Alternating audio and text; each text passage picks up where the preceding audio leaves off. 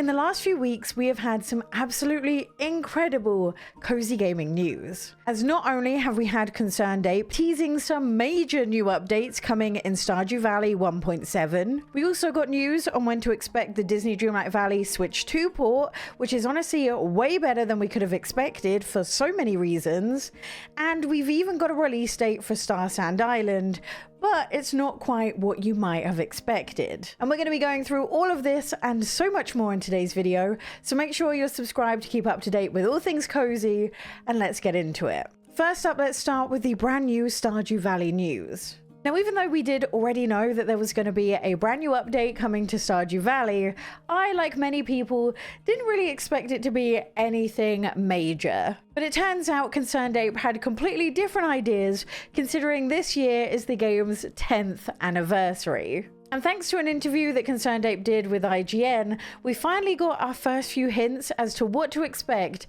in Stardew Valley 1.7, where he revealed that not only will this update bring something a lot of people have been asking for, which is trying to make the children more interesting, but there was also going to be 2 brand new marriage candidates added, which he said would be revealed at the end of the month on the exact day of Stardew Valley's 10th anniversary. On top of that, he also said that there will be other things in the update as well, things that no one has really asked for, but he thinks people will appreciate anyway.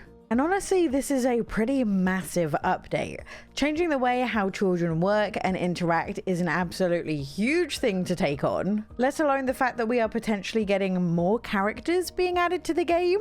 Or at least that was my interpretation of Concerned Ape quote, is that new datables mean new characters, which also means even more friendship and romance cutscenes as well. So this is already looking to be an absolutely massive update, not even including the other surprises that he has in store for us. And don't worry, he did mention in this interview that Haunted Chocolatier is still coming along. And if you're looking for an update on Haunted Chocolatier, then we did get a little snippet from his recent blog post. And this not only shares some brand new screenshots from the game itself, which looks absolutely gorgeous, but he also wanted to make clear that the game is still very much in development and that it will come out when it's ready. So even though there is no big updates on when we can expect it, we do know that it will still be coming. I honestly can't believe we are still getting updates to Stardew Valley even now, and I don't mind waiting a little bit longer for Haunted Chocolatier if that means the final product is just going to be even better. Okay, next up, let's talk all about Tomodachi Life Living the Dream. So if you missed it, last week we got an entire Nintendo Direct dedicated to it. And not only did we get to learn a lot more about what to expect in the game itself, we also finally got a release date, with it coming to the Nintendo Switch on April 16th. So not only is this not a Nintendo Switch 2 exclusive, as of right now, it doesn't even have a Nintendo Switch 2 version. Now, I've heard a lot about Tomodachi Life, but I have never actually played it for myself. So even though I didn't know what to really expect from this trailer, I found it absolutely wonderful. And it seems to truly be living up to its name as being the most chaotic life sim ever. Now, if you didn't watch the trailer, I think the best way I can describe this is being a mesh between Animal Crossing and The Sims, as it is a life sim with a whole lot of different elements going on at once. Because much like The Sims, you're in charge of basically an entire village of Miis, although as of right now we don't have an exact number.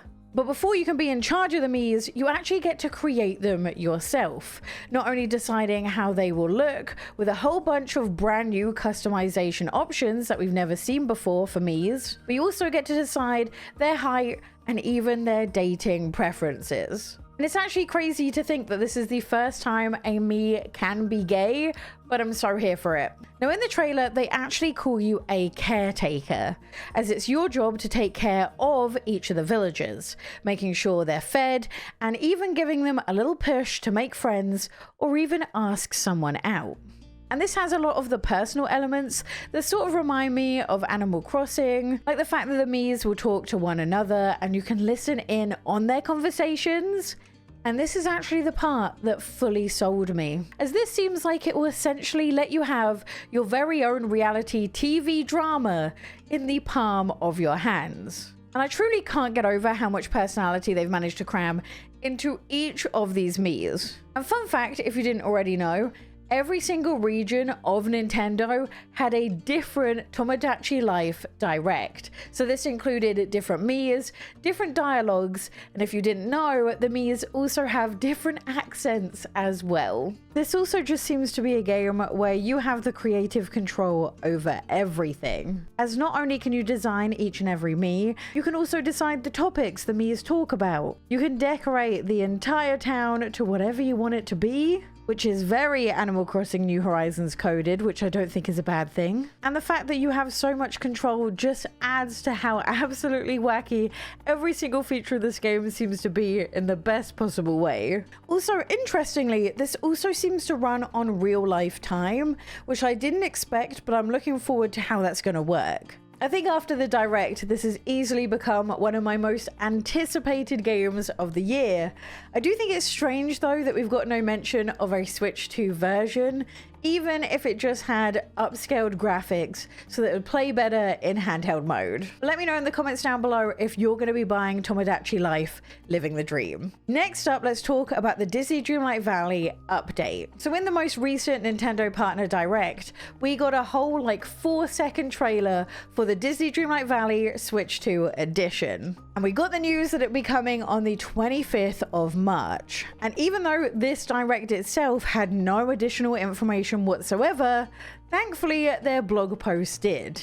Now they've said that the update would include improved visuals, which I'm showing on the screen right now, faster loading times, and even a higher item limit of 6,000. And this most definitely looks like it is a big improvement on the graphics that we've seen on the Switch. And from just this snippet, it seems to be pretty comparable with the PC version, which I am a big fan of. But the best part of the blog post was the fact that they announced that this would be a free upgrade for those people who already own the game on the Nintendo Switch, which was truly such a pleasant surprise, as there seems to be a lot of people who are charging for the Switch 2 versions right now.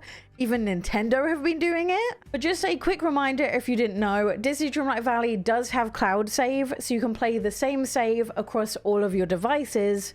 The only catch is, not only do you need to buy the game on every device you want to play it on, but you need to purchase the DLC on each of the devices if you want to play it as well. But either way, I'm so glad it's a free update, and hopefully this will get me playing Disney Dreamlight Valley on the Switch 2 now. Next, let's talk all about Starsand Island. Now, if you remember, Starsand Island is a upcoming life and farming sim that I have had my eye on, mainly because the demo just impressed me so much. With it not only having a huge island for you to explore, NPCs that I wanted to get to know better, and had a ton to do even in the little amount that I got to play it. Now the good news is this will be releasing on the Switch and the Switch 2 sometime later this year. But the game is also releasing now in early access on Steam and Xbox on February 11th. Now I'm going to be completely honest, it's not really clear how early access this game is actually going to be from just the Steam page. Now, so far we do know that there are 2 key features missing from the early access build, and that is both the dating mechanics and the multiplayer, both of which will be added in summer when the game fully releases. Both of which are pretty large features of the game itself, so if you're looking forward to the game for either of these, you might be better off waiting until full release. Other than that, I couldn't find a lot of information about how complete all the other aspects of the game will be. They have had a long list of updates on what you can expect from the game, like fishing, exploring the ruins, and of course, a lot of farming. Now, even though this game does have combat, in a recent Q&A they have said that if you don't enjoy doing combat yourself, you can just craft robots to do it for you. So this is a sort of roundabout way of avoiding direct combat, which I do really like. And even though I do think it's ultimately a good thing that this game is in early access, as I think this gives the devs time to make a truly fantastic game, as this is incredibly ambitious. I just wish there was a lot more information on what we can expect from the early access build before we buy it, and just how early access this build really is. And whilst I will most definitely be playing this, I will be a little bit careful to not burn myself out on it before we get the full release. Speaking of early access, let's talk about Fields of Mistria, as this is now one step closer to fully releasing, as they just announced that the fourth major update will be coming on Feb 23rd. And not only will this include a new secret bachelorette being introduced, it will also see the completion of the Mine storyline, new museum sets and requests, and performance enhancements as well. But I think the biggest and best news is that this will be the final update before the game's full release sometime later this year. And they've made clear that the 1.0 update will be just the beginning, with more storylines being added post-launch, and hopefully this also means some console releases as well, as this would be perfect on the Switch and the Switch 2. Next in cozy gaming news, let's talk about Little Gator Game, as this is getting a brand new DLC on February 12th. Now, if you don't know, Little Gator Game is an absolutely adorable open world adventure. And this is a game all about running around and making new friends, where you can help out the people that you meet in your adventures in between exploring everything that this island has to offer. Now, the brand new DLC is called In the Dark, and they've said that it's going to be absolutely massive, as this will effectively double the size of the game, as this time you'll be exploring under the ground instead of over it, with there being brand new areas to explore, new friends to meet, and even a new story. Little Gator Game is truly such a beloved cozy game, so I'm so glad that we're getting more content to enjoy. The final item on today's list is Orbitals. Now, this was already teased in a Nintendo Direct last year, but we finally got a real look at the gameplay, as this is a retro-inspired two-player co-op adventure, and this will be coming to the Nintendo Switch 2 sometime later this year. And I honestly really like the look of this. Now, in this, you'll play as Maki and Amora, two explorers who have teamed up in search of help. You see, their home station is now trapped in a supernatural cosmic storm, and it's up to these two to travel beyond the storm into completely unknown territory to try and save their home. And this looks to be your classic co-op experience, where each of you have different weapons that have their own abilities, and you need to work together to overcome all of the obstacles that might be in your way. Now, even though this is a Switch 2 exclusive, you can play this via Game Share with a Nintendo Switch, so you actually only need one Switch 2 to enjoy this, whether you're together or apart. And with the release of Reanimals coming out next week, also the teaser trailer of Out of Words, which looks absolutely incredible, I've been loving the fact that we're having a complete resurgence of co-op games, and I am completely here for it. That's it for the cozy gaming news that I think you need to know about. Let me know if I've missed out anything in the comments down below. And if you want to see some of my favorite cozy games that I've got to play recently, click this video here.